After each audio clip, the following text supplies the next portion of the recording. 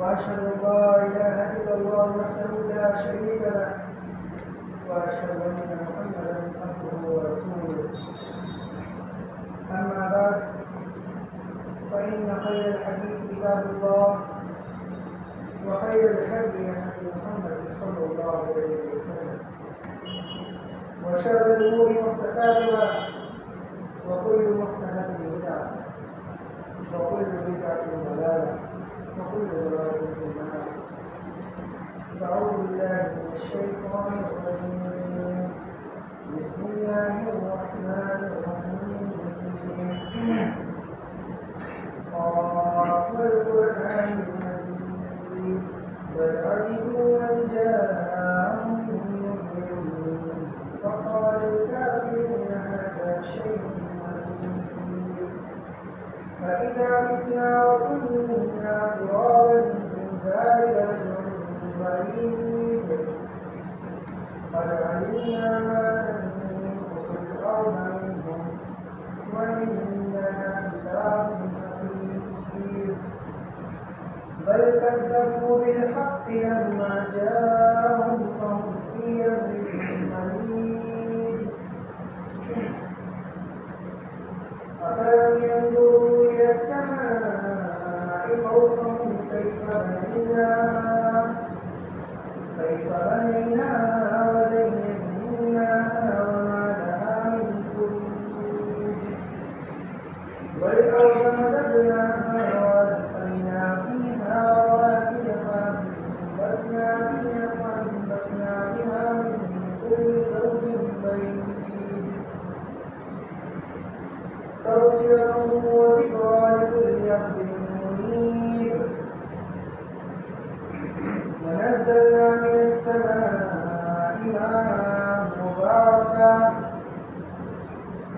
فأخذنا به جنات وحب الحصيد والنخل باسقات لها طلع نضيد رزقا للعباد وأحيينا به بلدة ميتا كذلك الخلود كذبت قبلهم قوم نوح وأصحاب الرس وثمود وعاد وفرعون وإخوان لوط وأصحاب الأيكة وقوم تبع كل كذب الرسل فحق وعيد أفعينا بالخلق الأول بل هم من خلق نفس جديد. وقال جل شأنه في كلام آخر وما خلقت الجن والإنس إلا ليعبدون. میرے دینی اور اسلامی بھائیوں، نوجوان ساتھیوں اور تمام تاریخیں، تمام حمد و ثنا اسی رب ذوالجلال والاکرام کے لیے لائق و زیبا ہے جس نے ہمیں اس دنیا میں بھیجا اور ہمیں مسلمان بنا کر بھیجا اور اس دولت سے مالا مال فرمایا جس کا موازنہ کرنے کے لیے اگر ترازو میں ایک طرف وہ دولت رکھی جائے اور دوسری طرف دنیا کائنات کی تمام دولت کو رکھا جائے تب بھی وہی دولت سرفراز ہوتی ہے اور وہ دولت ہے توحید کی دولت. اگر اسی توحید کے بارے میں تھوڑا پڑھا جائے اور معلوم کیا جائے تو پتہ چلتا ہے کہ اللہ کے نزدیک اگر کوئی دین ہے، اگر کوئی مذہب ہے تو وہ دین توحید، مذہب توحید ہے. جیسا کہ فرمان باری تعالیٰ ہے ان الدین عند اللہ اسلام، کہ اللہ کے نزدیک اگر کوئی دین ہے تو وہ دین توحید اسلام ہے.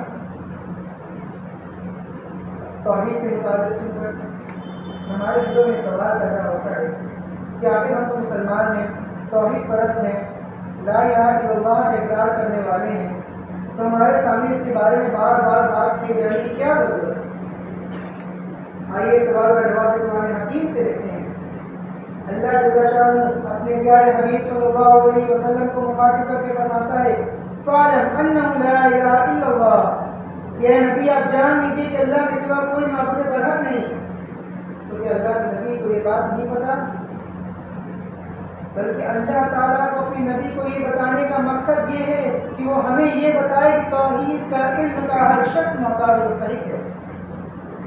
اسی طرح عرب کے ایک شیخ سے ایک مرتبہ پوچھا گیا آپ لوگ ہمیشہ توحید کے متعلق ہی بیان کرتے ہیں، باقی دیگر ممالک تو اور بھی باتوں پر بیان ہوتا ہے. انہوں نے کہا تم کہاں سے ہو؟ اس نے کہا میں ہندوستان سے ہوں. انہوں نے پوچھا تم ہندوستان میں کتنی جگہیں کتنی مطالعے دیکھتے ہو؟ اس نے کہا میں ہر گلی میں دیکھتا ہوں، ہر موڑ پہ دیکھتا ہوں. میں کہا تم عرب میں آج تک کتنی دیکھتا ہوں؟ یہی وجہ ہے کہ ہندوستان اور پاکستان میں دیگر موضوع پر بھی بیان زیادہ ہوتا ہے، توحید پر بیان کم ہوتا ہے، اس لیے وہاں پر یہ سب زیادہ ہے، اور یہاں پر اسی پر بیان کرتے ہیں کہ یہاں پر یہ سب نہیں پایا جاتا. اب توحید کیا ہے، اس کی اہمیت کیا ہے، اس کی فضیلت کیا ہے؟ آئیے تمام چیزوں کو بھی قرآن حکیم سے دیکھنے اللہ تعالیٰ نے کیا بتایا. پہلے قرآن توحید کی معنی کیا ہے یہ دیکھیں. توحید کا لغوی معنی ہے اکٹھا ہونا، اور اسلام کی نظر میں تمام معبودان باطلہ کو چھوڑ کر ایک اللہ کی خالص عبادت کرنے کو توحید کہتے ہیں.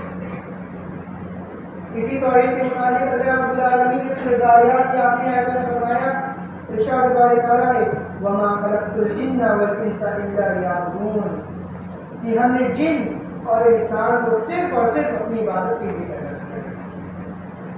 تو پتہ چلا کہ آپ کے اور ہمارے دنیا میں آنے کا مقصد ہے توحید، دنیا کائنات کی تخلیق کا مقصد ہے توحید. لیکن افسوس صدا افسوس آج ہم اسی مقصد کو بھلا بیٹھے ہیں کہ دنیا پانی میں ایسا مل رہے ہیں، ایسا مشغول ہو گئے ہیں کہ اپنے مقصد کو بھول رہے ہیں. بلکہ یہ دنیا کی حقیقت اس دنیا کے بنانے والے نے خود اس کو مکڑی کا جالا، اس کو دھوکے کا گھر کہا ہے. فرمان الہی ہے وَمَا الْحَيَاةُ الدُّنْيَا إِلَّا مَتَاعُ الْغُرُورِ، یہ دنیا کی زندگی نہیں ہے سوائے دھوکے کے گھر کے. دوسری جگہ پر اس کی مذمت کرتے ہوئے رب العالمین نے فرمایا وَمَا هَٰذِهِ الْحَيَاةُ الدُّنْيَا إِلَّا لَهْوٌ وَلَعِبٌ، یہ دنیا کی زندگی نہیں ہے سوائے کھیل کود اور تماشا کے۔ ایک مرتبہ اللہ کے نبی صلی اللہ علیہ وسلم اور ان کے اصحاب کا گزر ایک قرآن کے پاس سے ہوا، وہاں پر اللہ کے نبی نے ایک بکری کا مرا ہوا بچہ دیکھا۔ اللہ کے نبی اس کے پاس گئے، اس کو اٹھایا اور کہا تم میں سے کون ہے جو اس کو خریدے گا؟ تمام اصحاب نے کہا یا اللہ کے رسول ہے، یا رسول تو کون خریدے گا، اس کا کوئی فائدہ نہیں، میں نقصان دے گا اس کا۔ اللہ کے نبی نے فرمایا اس بکری کے مرے ہوئے بچے کی مثال یہ دنیا کی ہے، اور آج ہم اسی دنیا کو لگانے کے لیے اپنی عمر کو گزار دیتے ہیں، اپنے اس مقصد کو بھول بیٹھتے ہیں۔ لہٰذا ہمیں چاہیے کہ اپنے مقصد کو پہچانیں، کہیں ایسا نہ ہو کہ جب ہم سے قبر میں سے توحید کے متعلق سوال کیا جائے تو ہم یہ کہ ہاں میری بدبختی، میں کچھ نہیں جانتا۔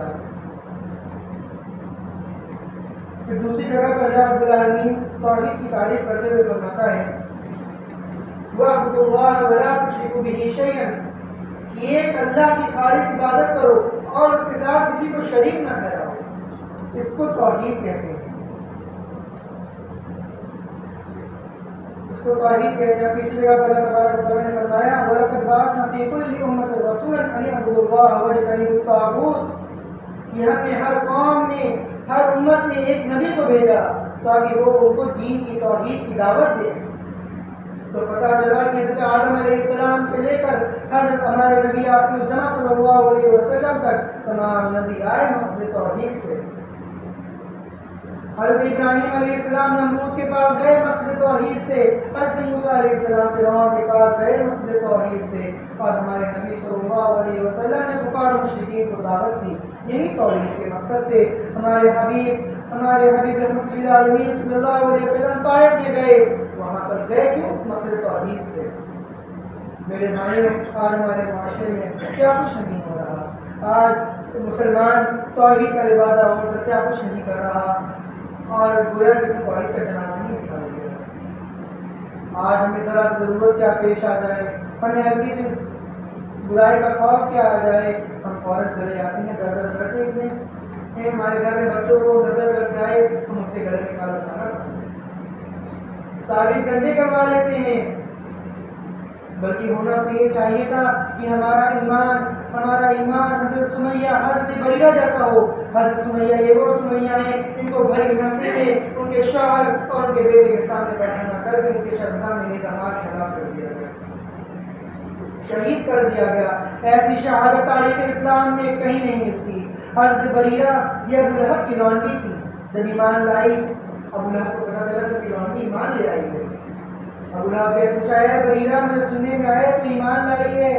انہوں نے کہا میں آج سے پہلے تو یہ چھپا کر بولتی تھی لیکن آج کل میں کھلے ڈنڈے کی چوٹ پہ بولتی ہوں، ہاں میں ایک اللہ پر ایمان لائی۔ ابو لہب نے کہا، ابو لہب نے حکم دیا لوہا گرم کروایا ان کی آنکھوں پہ مروا دیا، ان کی آنکھیں پھٹ گئی۔ حضرت بریرہ نے ایمان کا جائزہ لگی، اس وقت ان کی زبان سے ہر حق صدائیں جاری تھی۔ اور پھر ابو لہب نے کہا اگر تیرا اللہ برحق ہے وہ تیرے ساتھ ہے تو دعا کر تیری آنکھیں واپس آ جائے۔ حضرت بریرہ نے رب ذوالجلال کے عرش رب ذوالجلال کے پاس کی جانب ہاتھ اٹھایا اور دعا کی، اے اللہ میں اپنے نفس کے لیے دعا نہیں کرتی، میں اپنے فائدے کے لیے دعا نہیں کرتی، یہاں پہ مسئلہ تیری توحید کا ہے، تیری وحدانیت کا ہے، بس مجھے میری آنکھیں لگا دے، پھر بھلے مجھ سے بار واپس دے۔ اللہ نے ان کو ان کی آنکھیں لگا دی لیکن وہ بدبخت ابو لہب اس وقت بھی ایمان نہ لایا، وہ پھر گیا۔ اسی طرح جب حضرت بلال رضی اللہ عنہ ایمان لائے، ان کے مالک کو پتہ چلا کہ بلال ایمان لے آئے ہیں، حضرت بلال کو عرب کی جلتی ہوئی تپتی ہوئی ریتیلی زمین پر لٹا دیا، ان کے اوپر جلتا ہوا پتھر رکھ دیا، یہاں تک ان کی چربیاں پگھل کر بہتی تھی، ان کو کشی تاری ہو گئی۔ اور وہ کہتا تھا کہ اے بلال میرا مقصد تجھ کو ستانا نہیں، اگر تو محمد کے دین کو چھوڑ دے، اللہ کی وحدانیت کو چھوڑ دے تو ہم تجھے ستانا چھوڑ دیں گے۔ لیکن حضرت بلال ان کے ایمان کا کیا ہی کہنا، تو تب بھی اللہ وحد کی صدائیں جاری کرتے تھے۔ اسی طرح جب فرعون کی بیٹی کی لونڈی ایمان لے آئی، اور ایک بار فرعون کی بیٹی کے بال میں کنگھی کرتے ہوئے اس کے ہاتھ سے کنگھی چھوٹ گئی، وہ اس کو اٹھانے کے لیے جھکی تو اس کے منہ سے بسم اللہ نکل گیا۔ فرعون کی بیٹی نے کہا یہ اللہ کون ہے؟ کیا یہ میرا باپ ہے؟ اس نے کہا نہیں، یہ تمہارے باپ دادا سب کا اللہ، سب کا رب ہے۔ اس نے کہا کیا یہ میں بات اپنے ابا کو بتا دوں؟ اس نے کہا ہاں جاؤ بتا دو۔ تو فرعون کو پتا چلی کہ اسی کے محل میں رہنے والی، اس کے ٹکڑوں پر پلنے والی اسی کی الوہیت کا انکار کر بیٹھی ہے، تو غضبناک ہو گیا، آپ بولا ہو گیا، اس کو بلایا اور اس نے کہا کیا یہ بات سچ ہے؟ تم نے ایسا کیا ہے؟ تو میری الوہیت کا انکار کرتی ہے؟ اس نے کہا ہاں میں کرتی ہوں، میں ایک اللہ کی عبادت کرتی ہوں۔ فرعون نے کہا حکم دیا، آگ جلوائی۔ فرعون نے حکم دے کر آگ جلوائی اور آگ کے پاس سب سے پہلے اس کے بیٹے کو لے گیا اور الٹا لٹکا دیا اور کہا کیا تو ابھی بھی اللہ کی عبادت کرتی ہے؟ اس نے کہا ہاں میں ابھی بھی اللہ کی عبادت کرتی ہوں۔ اس کے بیٹے کو آگ میں جلا کر راکھ کر دیا گیا۔ پھر دوسرے بیٹے کو لے جایا گیا، اس سے پھر پوچھا اس سے کیا تو ابھی بھی اللہ کی عبادت کرتی ہے؟ اس نے کہا ہاں میں ابھی بھی اللہ کی عبادت کرتی ہوں۔ اس کے دوسرے بیٹے کو بھی جلا دیا۔ پھر جب تیسرے بیٹے اس کے گود میں تھا شیر خوار بچہ کی باری آئی تو اس کے قدم رکھانے لگے، ایک ماں کی شفقت غالب آنے لگی، لیکن اس پر شیر خوار بچے نے بولا اے ماں تو اس آگ میں کود جا، بے شک یہ دنیا کی آگ آخرت کی آگ سے بہت ہے۔ آج ہمارا ایمان ایسا ہے، کیا آج ہمارا ایمان ایسا ہے کہ ہم ایسے ہی کریں؟ آج ہمیں ضرورت پیش آ جاتی ہے، ہم چلے جاتے ہیں تو نیاز کروانے منتیں مانگتے ہیں۔ حضرت ابراہیم علیہ السلام، اللہ نے قرآن میں حضرت ابراہیم علیہ السلام کی تعریف کی ہے، کیونکہ وہ اللہ سے دعا کرتے تھے۔ وہ ابراہیم، یہ وہ ابراہیم ہے جنہوں نے توحید کی بنیاد رکھی، جنہوں نے اللہ کی راہ میں سب کچھ صرف کر دیا، انہوں نے بیت اللہ تعمیر کیا اپنے بیٹے کے ساتھ۔ اس کے باوجود بھی یہ اللہ سے دعا کرتے ہیں وَجْنُبْنِي وَبَنِيَّ أَن نَعْبُدَ الْأَصْنَامَ، کہ اللہ تو مجھے اور میرے بیٹوں کو بت کی پوجا سے دور رکھنا، شرک جیسی غلاظت سے دور رکھنا۔ انہوں نے اپنا گھر، اپنا قبیلہ سب کچھ چھوڑ دیا اللہ سے، اللہ کی توحید کے لیے۔ انہوں نے اپنی بیوی، اپنے بچے کو ایسی جگہ چھوڑا جہاں دور دور تک نہ کوئی انسان، نہ پیڑ، نہ پودا، اللہ کی توحید کے لیے۔ انہوں نے اپنے بیٹے کو ذبح کرنا گوارا کیا، لیکن اللہ کے حکم کی نفی کرنا گوارا نہ کیا۔ اتنا تمام کچھ کرنے کے بعد، امتحانات دینے کے بعد، پھر جا کر اللہ نے ان کی تعریف کر دی اور فرمایا وَلَمْ يَكُنْ مِنَ الْمُشْرِكِينَ کہ میں ابراہیم جو میرا بندہ ہے وہ مشرک نہیں تھا۔ ابراہیم جو میرا بندہ ہے وہ مشرک نہیں تھا۔ تمام صحابہ کرام، تمام انبیاء کرام اور صحابہ کرام کی قربانی، ان کی جد و جہد کی وجہ سے آج یہ توحید ہمارے پاس پہنچی ہے۔ لیکن آج ہم کیا اس توحید کا لبادہ اوڑھ کے ایسا کام کرتے ہیں جو توحید کا جنازہ نکالتے ہیں۔ کیا خوب کہا ہے کسی شاعر نے، کرے غربت کی پوجا تو کافر، جو ٹھہرائے بیٹا خدا کا تو کافر، کواکب میں مانے کرشمہ تو کافر، گرے آگ پر رہے سجدہ تو کافر، مگر مومنوں پر کشادہ ہے راہیں، پرستش کرے شوق سے جس کی چاہیں، نبی کو چاہے خدا کر دکھائیں، اماموں پر رتبہ نبی سے بڑھائیں، دن رات مزاروں پہ نظریں چڑھائیں، شہیدوں سے زیادہ کے مانگے دعائیں، نہ تو ابھی دل میں کچھ خلل اس سے آئے، نہ اسلام بگڑے نہ ایمان جائے۔ آج ہمیں اپنے ایمان کا جائزہ لینا چاہیے کہ ہم کہاں پہ ہیں۔ کیا ہم حضرت سمیہ، حضرت بریرہ، حضرت ابراہیم اور حضرت بلال کی پیروی کرتے ہیں یا ہم اپنی نفس کی پیروی کرتے ہیں؟ لہٰذا ان تمام واقعات کو اور نصیحات کو مد نظر رکھتے ہوئے ہمیں اس کا جائزہ لینا چاہیے اور دیکھنا چاہیے کہ ہمارا سبحان ہونا چاہیے، کیونکہ ہمارے جینا مرنا، ہمارا کھانا پینا، روزہ زکات، ہر سب کچھ توحید ہے۔ ہماری دین کے صرف کنجی توحید ہے، اللہ نے اور ہمارے دین کے صرف کنجی توحید ہے۔ اگر یہ توحید ہمارے پاس ہے، ہمارے اندر یہ توحید کی دولت ہمیں تمام گناہ بخش دی جائے گی۔ اللہ نے فرما دیا ہے کہ اگر میرا حدیث قدسی ہے، اللہ نے فرمایا اگر میرا بندہ زمین و آسمان بھر کے میرے پاس گناہ لے کر آئے گا اور اس میں شرک نہیں ہوگا تو میں اس کو معاف کر دوں گا، اور اگر شرک ہوگا تو میں اس کو معاف نہیں کروں گا جب تک وہ سچے دل سے توبہ نہ کرے۔ امام ابن تیمیہ رحمہ اللہ نے فرمایا وہ ڈھیر سی گناہ جس میں شرک نہیں وہ بہتر ہے ان تھوڑی گناہ سے جس میں شرک پایا جاتا ہے، اور ہمیں شرک سے بچنا چاہیے۔ ہمیں فکر مند ہے کہیں ایسا نہ کہ تو شرک واقع ہو جائے۔ سلف صالحین کا قول ہے، وہ فرماتے ہیں کہ شرک اندھیری رات میں اندھیرے کالے پتھر پر کالے چینٹی سے بھی زیادہ چھپا ہوا ہوتا ہے۔ شرک سے فکر مند ہونا بہت ضروری ہے۔ حال ہی میں ہمارے ادارہ جامعہ صوفیہ میں ایک ملٹری والے کا فون آیا، اس نے بولا میں نے بھی نوکری چھوڑ دی۔ ہمارے استاد نے پوچھا تم نے اتنی اونچی اچھی پوسٹ والی نوکری کیوں چھوڑ دی؟ اس ملٹری والے کی تنخواہ لاکھوں میں تھی لیکن تب اس نے چھوڑ دی۔ اس نے پوچھا یہ کیوں؟ اس نے کہا کہ جب میرے سے اونچے عہدے والا میرے سامنے آتا تھا تو مجھے اس کے لیے تعظیم میں کھڑے ہونا پڑتا، جبکہ اسلام میں تعظیم میں کھڑے ہونا شرک ہے۔ سبحان اللہ، اس کے ایمان کا جائزہ لیجیے۔ اللہ کی توحید کو نمائندہ کرنے کے لیے آج کہیں نہ کہیں ایسے نمونے موجود ہیں۔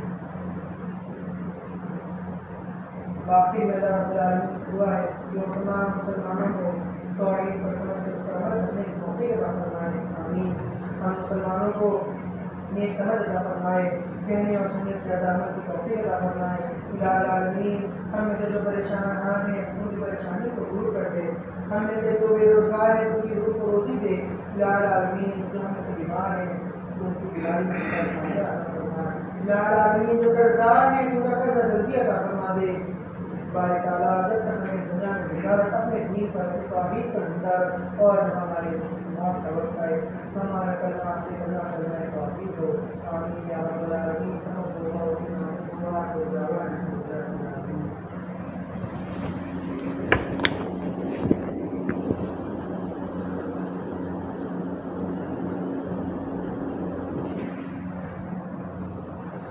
الحمد لله على إحسانه والشكر له على التوفيق والامتنان، وأشهد أن لا إله إلا الله تعظيما لشانه، وأشهد أن محمدا عبد الله ورسوله والداعي إلى رضوانه. إن الله وملائكته يصلون على النبي يا أيها الذين آمنوا صلوا عليه وسلموا تسليما. اللهم صل على محمد وعلى آل محمد كما صليت على إبراهيم وعلى آل إبراهيم إنك حميد مجيد. اللهم أعز الإسلام والمسلمين، اللهم أعز الإسلام والمسلمين، اللهم أذل الشرك والمشركين، اللهم ارحم أمة محمد، اللهم انصر أمة محمد، اللهم ارحم أمة محمد رحمة عامة. اللهم يا مقلب القلوب ثبت قلبي على دينك. ربنا لا تزغ قلوبنا بعد إذ هديتنا وهب لنا من لدنك رحمة إنك أنت الوهاب.